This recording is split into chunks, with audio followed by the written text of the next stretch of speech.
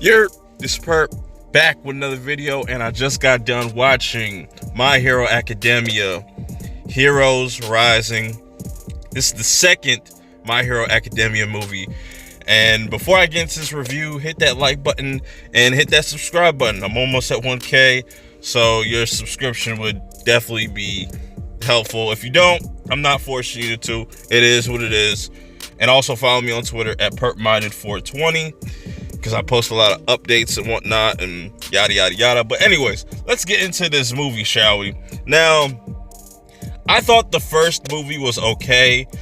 It just was pretty generic and forgettable. The art was really dope. The animation and the art style was next level. You know, My Hero and like just Bone Studios as a whole has always been pretty solid with their animation. Very fluent, very fast paced. You know, is this movie better than that first movie? I have to say yes, a million times. Yes, it's completely better than all of that first movie.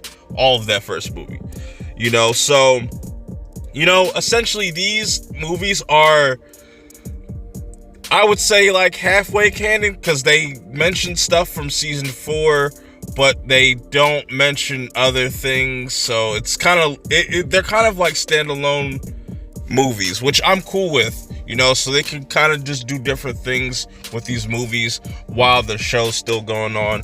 You know, I wasn't the biggest fan of what's going on right now with season 4. Like, the overhaul shit was dope. So, but anyways, we're not talking about the series. We're here to talk about the movie. I want to know, let me know what you guys think about this movie if you've seen it or if you plan to see it.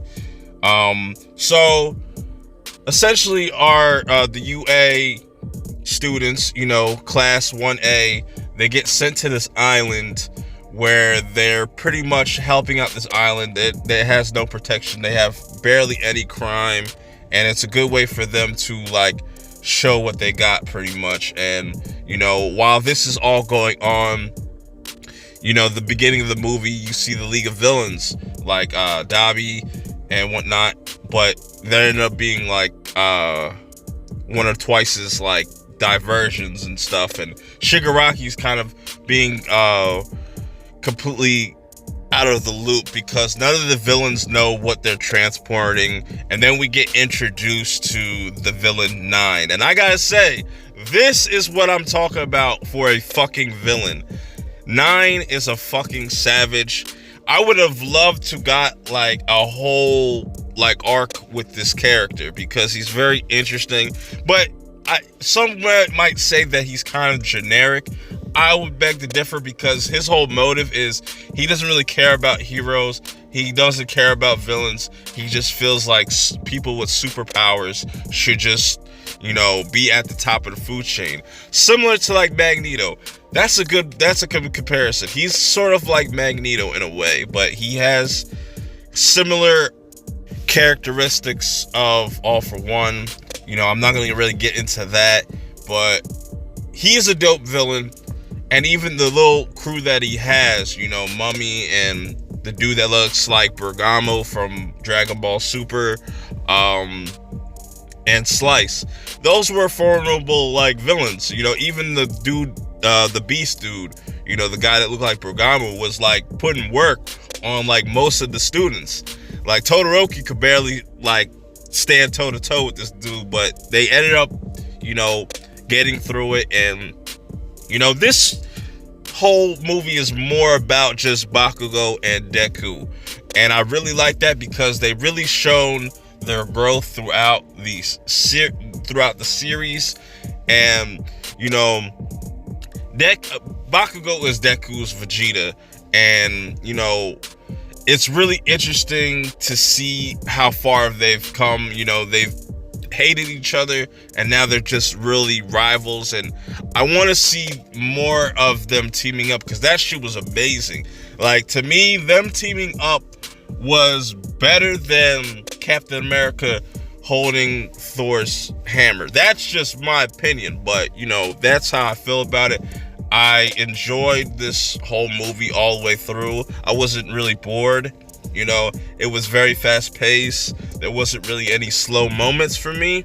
The art style is on another level. That's to be expected with Bone Studios, and just the way they've been doing My Hero Academia series as a whole.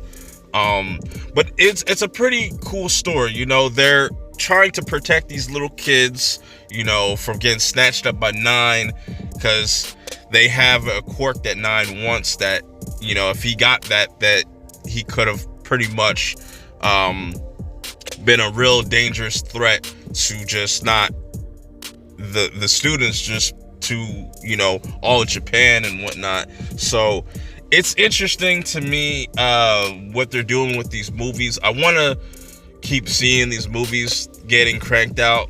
Supposedly they're going to be doing these types of movies for the next 10 years. I'm all for it. I love My Hero Academia. You know, it's one of the best animes out right now. And, you know, I wish I would have went with a full crowd, but I went early in the morning, so I don't expect people to be there. But I thoroughly enjoyed this movie. It was really cool.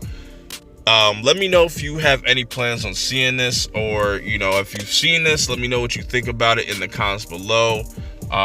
Did you like it? Did you hate it? You know, I know a lot of people might have some things to say about that ending, because, man, does the power scaling get thrown out the fucking window by the end of this. But, you know, it was made for an entertaining movie. I was thoroughly entertained throughout. But until my next video, that's all I have to say, and I'm out. Peace. Trying to figure your way through all of this mess, and the only thing that you can do is just put one foot in front of the other and just continue to move forward. And there's nothing else you can do. And there's times where it just seems like days are just endless. This is never going to end.